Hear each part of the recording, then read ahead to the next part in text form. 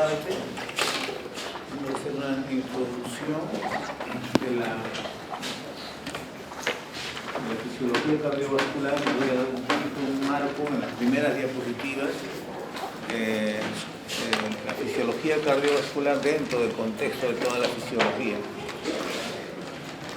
Entonces, si nos planteamos esta pregunta, ¿no? ¿Qué es la fisiología?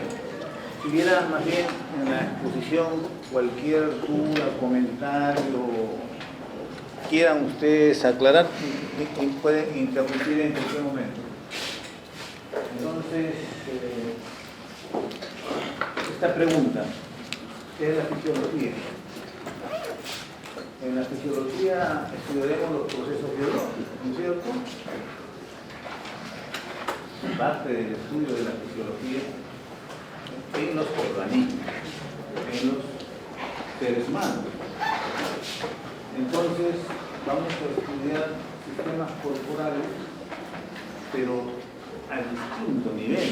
Vamos a estudiarlos, por ejemplo, a nivel celular. O podemos estudiarlo a nivel de órgano y sistema y a todo el organismo humano en conjunto. Entonces, este estudio,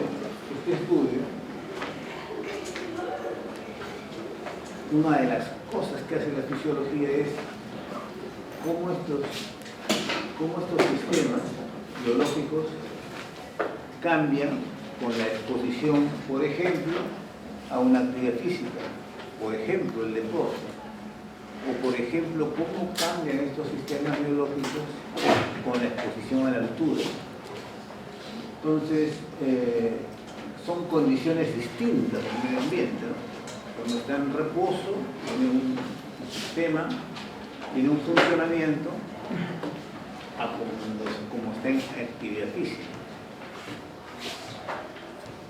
Y también tiene que ver esto con el genoma, porque el estudio del genoma tiene que ver también con el funcionamiento, ¿no es cierto?, de las células. Bien, entonces, sí, adelante. Entonces, nos podríamos plantear una pregunta. Y miren, aquí por ejemplo dice si el ejercicio de la actividad física puede prevenir la pérdida de calcio en los huesos que ocurre cuando las personas están en el espacio. Cuando las personas están en el espacio es otro ambiente en el cual nosotros no estamos, ¿no es cierto? Y entonces, esa actividad física en el espacio es distinta, está aquí a nivel del mar. Y esa distinta actividad física se ve reflejada en el calcio. Entonces, por eso se preguntan, ¿puede el ejercicio prevenir la pérdida de calcio en los huesos? Porque cuando hay actividad física, aquí a nivel del mar, el calcio entra a los huesos. Y cuando estamos expuestos a la gravedad, la actividad física es distinta. Y no ocurre ese fenómeno en la intensidad que ocurre a nivel del mar que estamos nosotros. Entonces, esa es una pregunta que uno se podría plantear y que tiene que ver con el funcionamiento de los organismos, ¿no? Ahora, ¿por qué es importante la fisiología? Porque nos da un entendimiento, una comprensión de lo que es la vida. Estamos analizando los procesos biológicos y la vida es parte de un proceso biológico, entonces nos va a permitir comprender entonces qué cosa es la vida y cómo los procesos biológicos se regulan. Específicamente en el área de fisiología cardiovascular, por ejemplo, la regulación de la presión arterial. ¿Cómo hace el organismo para tener las presiones arteriales más o menos en un rango que permite entonces perfundir la presión arterial perfundida a todos los órganos en forma adecuada, llevando los nutrientes y el oxígeno necesario para su metabolismo? Entonces, nos permite también entonces, desde este conocimiento de la fisiología, entender entonces cómo se el proceso de la enfermedad, ¿no? Y también cómo los organismos entonces se adaptan a distintos ambientes, por ejemplo, en el caso de la actividad física o la exposición a la altura. Bien, entonces, buscamos la fisiología, el estudio de la fisiología requiere un poco también conocer algo de biología celular, algo de biología molecular y algo de química. Y entonces, porque el químico tenemos una molécula. A nivel de la biología celular, entonces tenemos el estudio de una célula y tenemos células, vamos a ver los tejidos. Esto está dentro de la biología celular, pero todo el campo de la fisiología que es este, que está acá, incluye entonces el estudio de las células, de los tejidos, de los órganos, los aparatos y sistemas del organismo humano, ¿no?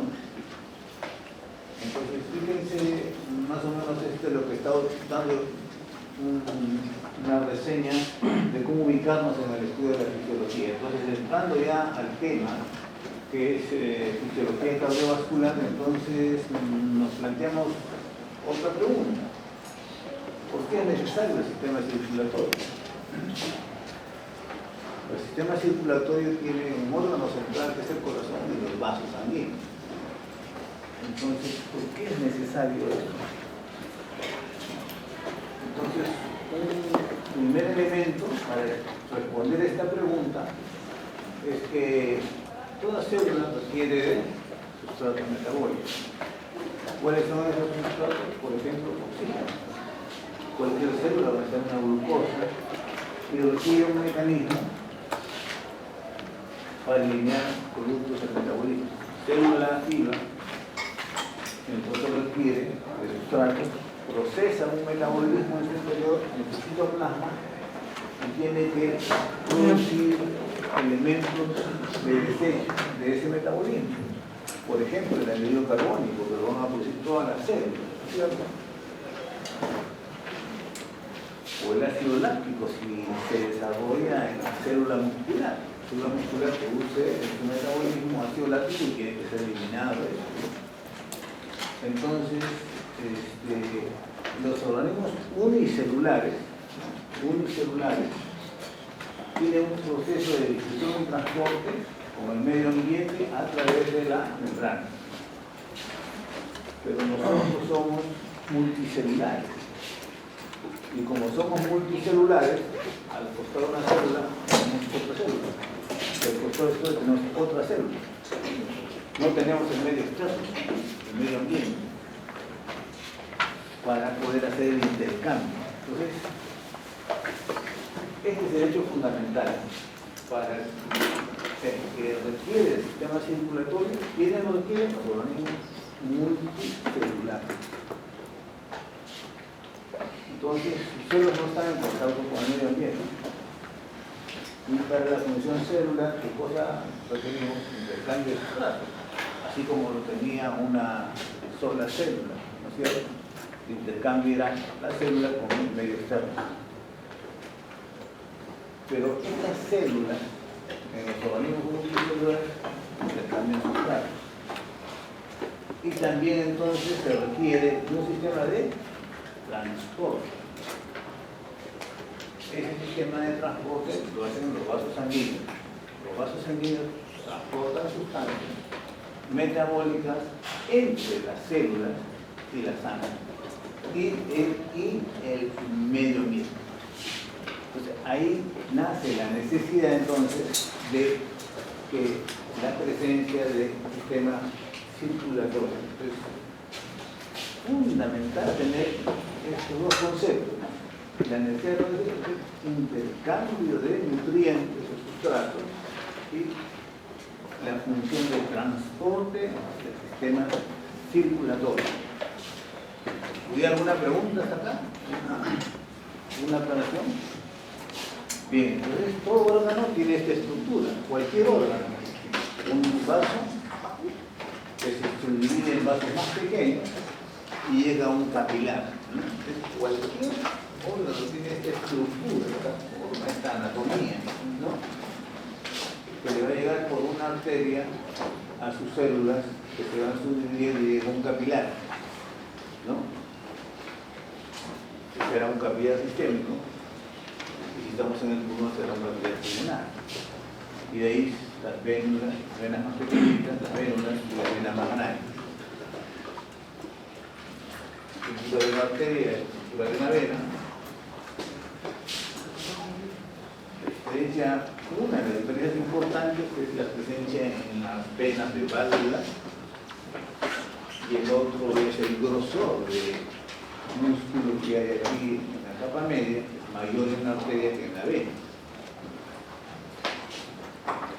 Bien, entonces decíamos que el transporte es un hecho fundamental en la función del sistema circulatorio.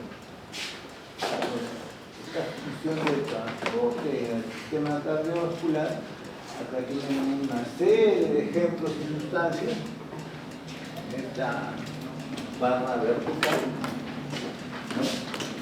Entonces, ¿qué sustancias se transportan? Las sustancias que se encuentran en el organismo. ¿Y qué sustancias están en todo el oxígeno? El oxígeno.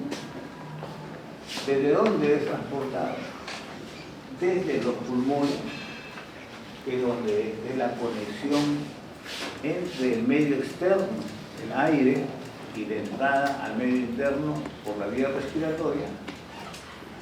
Y entonces el sistema cardiovascular lo que hace es transportar oxígeno desde los pulmones vía el capilar pulmonar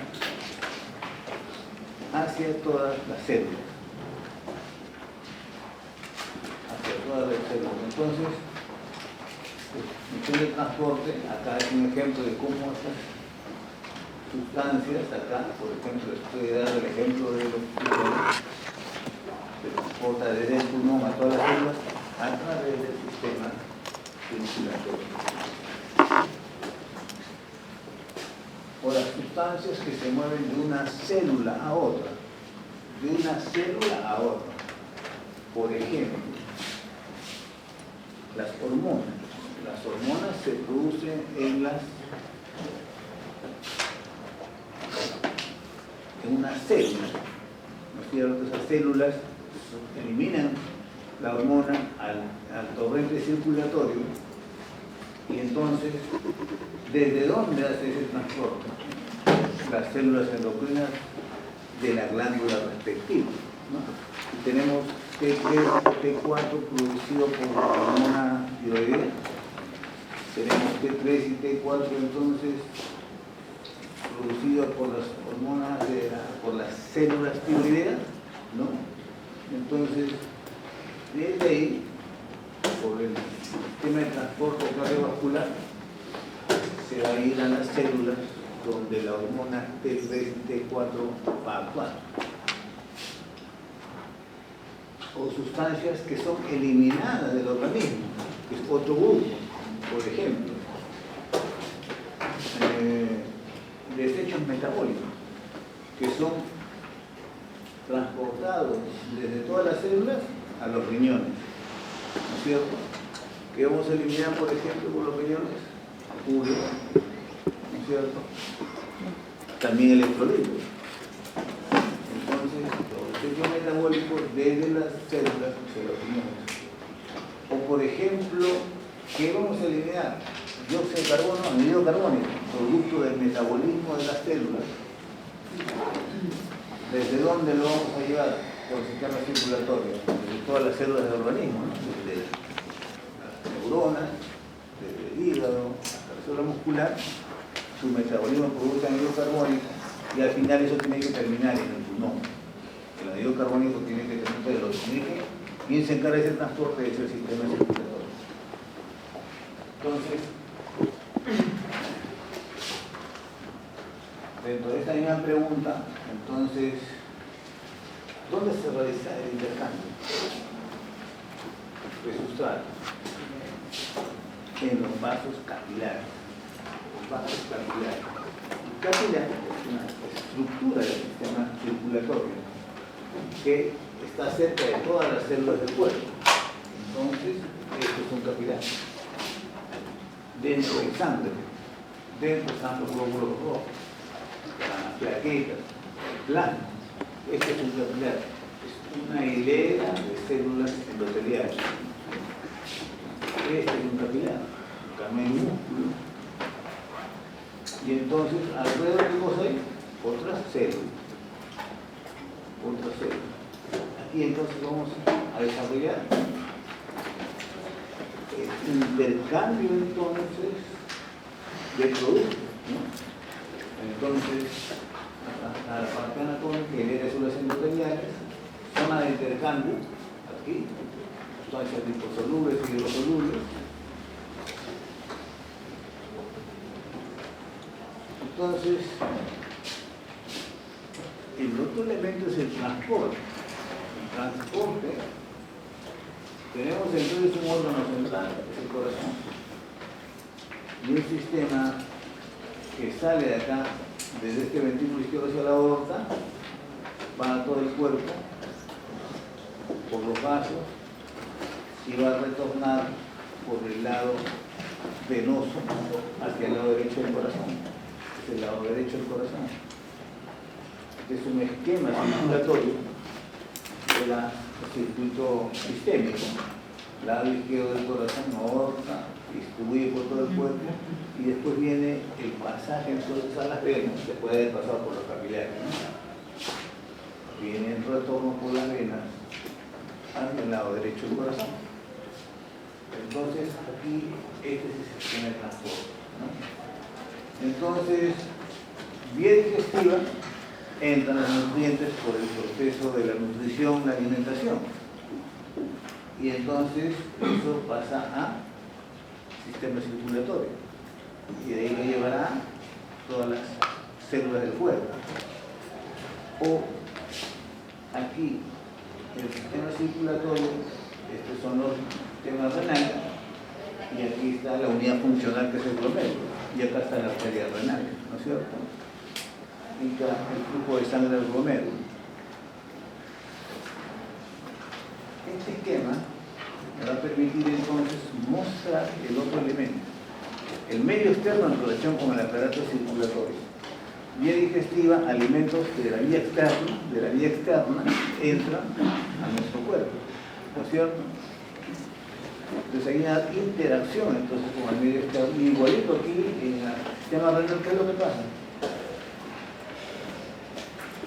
Sangre es llevada por la arteria renal a la unidad funcional dentro del riñón, que es el glomérulo, y vamos a producir orina, ¿no es cierto? Y esa orina es eliminada. Otra relación con el medio externo. ¿Qué vamos a eliminar acá, por ejemplo? Los productos de desecho, la urea, en la orina. Pero también agua, en la misma orina, o minerales, ¿cierto? Electrolitos. Y aquí hay un proceso también, la flecha va y viene, de reabsorción. Eso lo van a estudiar ustedes en el capítulo renal, ¿no? Hay filtración, y hay reabsorción. O sea, la flecha va en dos sentidos, ¿no? Estas son células de cualquier órgano, igualito, intercambio de nutrientes, desde el aparato circulatorio llevando, por ejemplo, glucosa, oxígeno, y producto del metabolismo de acá, por ejemplo, el anhídrido carbónico tiene que entrar acá. Por eso la flecha es el doble sentido. Y aquí en el pulmón, en el capilar pulmonar, después esto es el capilar sistémico, y aquí hay intercambio gaseoso, ¿no es cierto? Fundamentalmente el cambio de oxígeno anhídrido carbónico, entra el oxígeno hacia el sistema entonces circulatorio, hacer el intercambio, y ahí pues el corazón que ya funciona.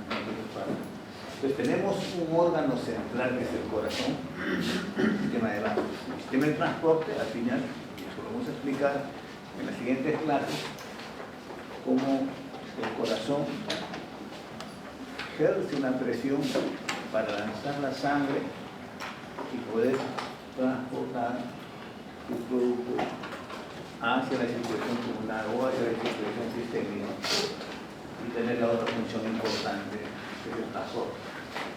Y esto se llama perfusión. ¿Qué cosa es perfusión? Perfusión hacia los órganos, ¿no? Perfusión hacia los órganos. Y este hecho es un hecho importante en la clínica. Si ustedes tienen una perfusión disminuida, hipotensión, por ejemplo, una deshidratación o un sangrado, un accidente, un sangrado, van a tener menos volumen de sangre aquí en este sistema. Por lo tanto, la producción de orina se altera. La producción de orina se va a alterar. Entonces, es una forma de medir la perfusión del sistema circulatorio es midiendo el volumen urinario. Obviamente, en estado de shock cae el volumen urinario, porque en estado de shock baja la presión arterial, baja entonces la perfusión, se altera el transporte y se produce una alteración acá en la producción de orina. Entonces, estos conceptos que son teóricos se darán cuenta entonces que empezamos a tener de darle utilidad clínica a cuando ustedes quieran valorar, por ejemplo, cómo está la función cardíaca. Si una función cardíaca tiene una potencia que me permite hacer circular la sangre de forma adecuada, pero si yo tengo un corazón enfermo que no tiene la potencia que me permite expulsar un volumen de sangre hacia la aorta y hacia el cuerpo, ¿qué va a pasar?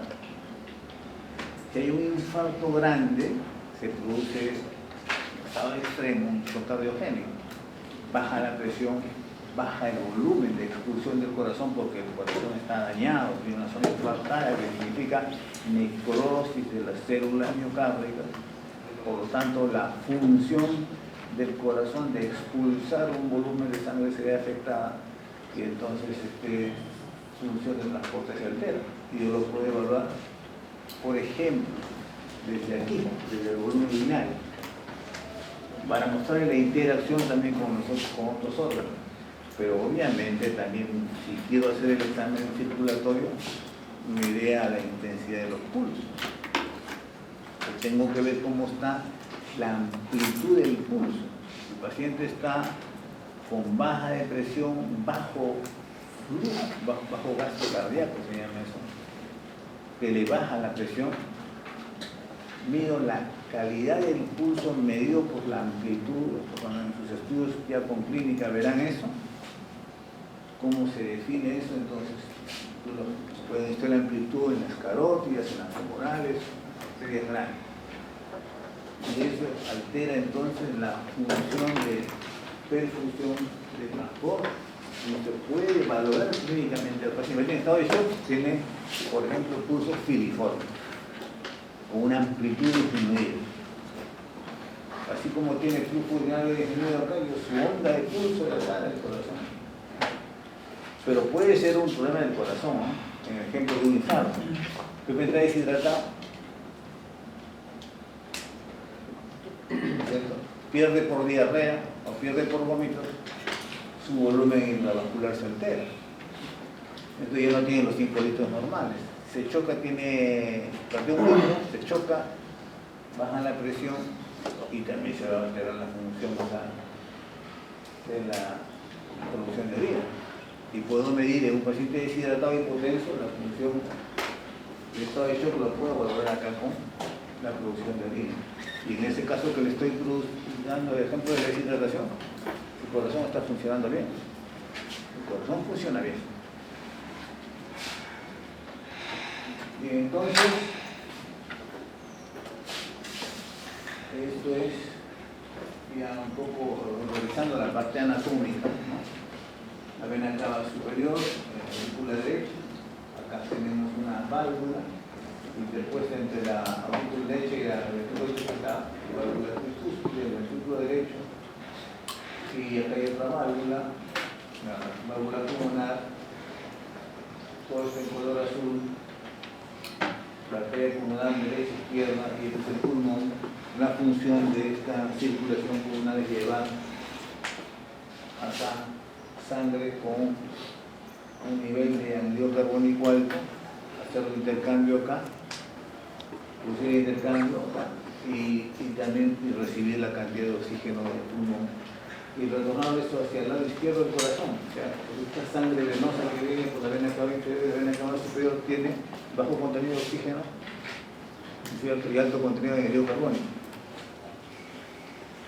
es llevado a la circulación pulmonar para producir el intercambio gaseoso. Y llega al lado izquierdo del corazón con alto contenido de oxígeno y una cantidad de dióxido carbónico baja, ¿no es cierto? Y va todo eso a la circulación, a todos los órganos, a producir entonces para producir el intercambio de nutrientes en el capilar sistémico. Acá está el capilar pulmonar y el capilar sistémico. Ahí están los dos circuitos, circuito sistémico y circuito pulmonar.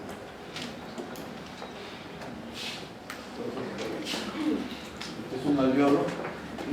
El alveolo, la entrada de sangre que tiene oxígeno en baja cantidad, algo que viene de la vena cava superior y de la cava inferior, llega finalmente el alveolo, es un alveolo, que es el capilar pulmonar, porque tiene una parte, entonces, que es el alveolo, y acá está entonces este vaso que es el capilar pulmonar. Esto es rama de la arteria pulmonar, ¿no? Está llevando sangre de la vena cava superior y la vena cava inferior, llega a la arteria pulmonar, que se divide en las arterias pulmonares, y tenemos entonces sangre con un bajo contenido de oxígeno. Y acá dentro del alveolo tenemos mayor contenido de oxígeno. Por lo tanto, las flechitas nos están diciendo que va a pasar oxígeno de acá del alveolo hacia esta sangre que tiene un bajo contenido de oxígeno.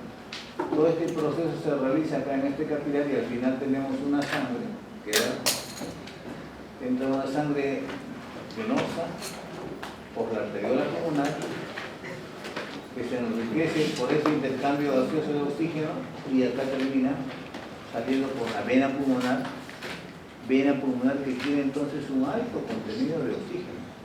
¿Por qué? Porque el oxígeno ha pasado del alveolo acá a este vaso. Y esto que está en azul significa bajo contenido de oxígeno y el rojo llega con alto contenido de oxígeno. Y el proceso reverso es el anhídrido carbónico. La sangre que venía acá tenía alto contenido de anhídrido carbónico. Eliminado acá la luz del alveolo y este anhídrido carbónico después, y ya por el proceso respiratorio de inspiración-expiración va a expulsar este anhídrido carbónico hacia el exterior y el oxígeno por la vía inspiratoria va a entrar acá hasta el alveolo. Entonces, tenemos el aire con oxígeno y anhídrido carbónico y un vaso sanguíneo de color morado acá con alto contenido de anhídrido carbónico.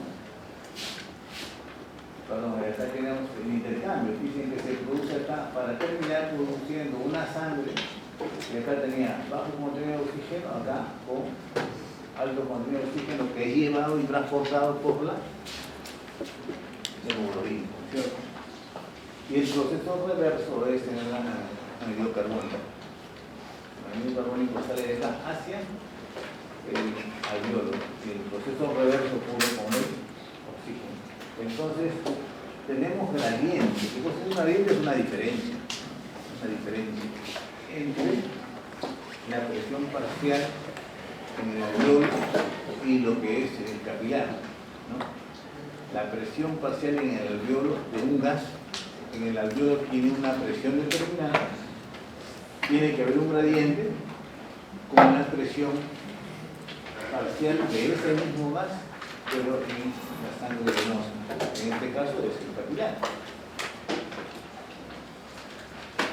Para el oxígeno, en el alveolo hay como 100 y en la sangre venosa hay como 40. Entonces se darán cuenta que ese gradiente a dónde favorece. Al final tenemos que el oxígeno va hacia la sangre venosa. Se convierte entonces en una sangre con alto contenido de oxígeno en el pulmón y eso de ahí va a ser llevarlo al lado izquierdo del corazón al resto del cuerpo. Y el proceso reverso en el anhídrido carbónico, en el cual tenemos que en el alveolo tenemos 40 anhídrido carbónico, pero en la sangre venosa tenemos 46. Por lo tanto, hay un gradiente de 6 a favor de esta sangre venosa y entonces el anhídrido carbónico tiene en forma inversa. Entonces pasará hacia el alveolo y el alveolo a la vía respiratoria para ser expulsado. Entonces se dan cuenta ustedes de la interacción también entre la función cardíaca y la función pulmonar, ¿no? Es otra de las cosas que quiero ir mostrando. Bien, aquí entonces tenemos una arteria renal, un capilar glomerular, una arteria deferente, los vasos sanguíneos, todo esto, la unidad funcional que es el glomérulo, el proceso que hay entre la unidad funcional del glomérulo y sus diferentes partes, con este rojo que son las diferentes partes de la estructura del sistema de vasos sanguíneos. Y al final tenemos acá la producción de orina, ¿no? Entonces, fíjense cómo estamos correlacionando entonces la función de transporte y la relación con el medio externo, o sea, el medio externo, porque esto va a ser eliminado, producto del desecho metabolismo, y viendo también la interacción entre la función cardíaca y la función renal, que es otra de las cosas que en la práctica clínica uno tiene que aprender a valorar. Entonces, la organización del sistema cardiovascular tiene una circulación sistémica y una circulación pulmonar. El circuito sistémico y el circuito pulmonar, las características de la circulación sistémica y pulmonar, es que se llama así, que es una característica, que es un circuito, una circulación en serie. La circulación de los órganos sistémicos es en paralelo. Vamos a explicarlo. Esto es circuito en serie. Y entonces tenemos el lado derecho del corazón llevando la sangre al pulmón. La sangre del pulmón va por las venas pulmonares al lado izquierdo del corazón, se lanza al lado izquierdo del corazón a todos los órganos y de ahí retorna por las venas, ¿no? Entonces, circulación pulmonar y circulación sistémica. Circuito en serie. Uno tras otro. Bueno, ¿y qué importancia tiene esto? En la clínica. Quiere decir entonces que ¿cuánto es el gasto cardíaco normal? Vamos a seguir aprendiendo ese término porque lo vamos a después explicar. El gasto cardíaco es el volumen de sangre de una unidad de tiempo. El gasto cardíaco normal es 5 litros por minuto, es lo que lanza el lado izquierdo del corazón a la aorta para llevarlo a todo el cuerpo, ¿no es cierto? Llega a esta circulación 5 litros, llega a estos 5 litros, lo lleva al pulmón 5 litros y regresa. Si yo tengo un accidente con sangrado, se va al medio externo, por ejemplo, 1 o 2 litros, me quedo con 3. Voy a lanzar 3. ¿Cuánto llega al lado derecho? 3. Esto es circuito en serie, ¿no es cierto? Entonces, ¿y para qué sirve esto? Para una cuestión importante, o sea que si hay un estado, por ejemplo, de hemorragia, de hipertensión, que es el volumen sanguíneo sistémico, se va a alterar también el flujo sanguíneo pulmonar. Y ese es un dato que es importante. Ahora, cuando el corazón está enfermo y no tiene la potencia, no lanza 5 litros, lanza 2 litros. Lanza 2 litros, la circulación. Esto es insuficiencia cardíaca. Si el corazón no tiene potencia, lanza. ¿Cuánto lanza la pulmonar? Si lanzó 2 litros y el circuito en serie, ¿cuánto van a lanzar la pulmonar? 2 litros. ¿Dónde están los otros 3 litros?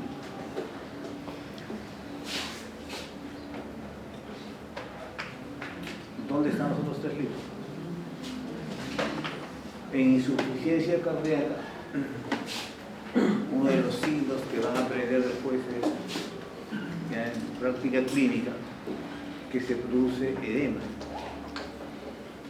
El paciente, una de las manifestaciones es edema en hinchazón, edema pulmonar o edema periférico. El paciente tiene edema en las piernas o edema pulmonar. O sea, ahí están metidos los 3 litros.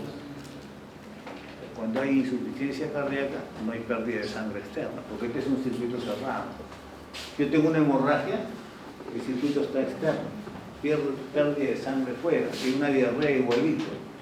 La diarrea es un producto del plasma, por lo tanto, pérdida externa en la diarrea y todo el circuito tiene menos volumen. La insuficiencia cardíaca no. Entonces, para eso sirve entonces. Y la otra cosa es, se darán cuenta ustedes que si normalmente tiene 5 litros y 5 litros van del corazón izquierdo a todo el cuerpo, los 5 litros son un solo órgano que es el pulmón. Entonces, ¿qué características tendrá que tener la circulación pulmonar para soportar 5 litros a un solo órgano? Cuando el lado izquierdo del corazón lanza 5 litros a todo el organismo. O sea, las cosas que se lo estoy planteando que después en el transcurso de las clases se van a ir resolviendo. Entonces, la aorta lanza sangre hacia la cabeza, hacia los brazos, ¿no es cierto? Por la aorta, después se dan tuba al abdomen, tuba a los riñones, a las piernas, ¿no es cierto? Y ahí tenemos que esto tiene por sistema venoso hacia el lado venoso, hacia el lado arterial, de los riñones también tiene su arteria, tiene su vena acá, y va retornando, lanzamos 5 litros por acá, vamos a regresar por la vena cava superior, 5 litros.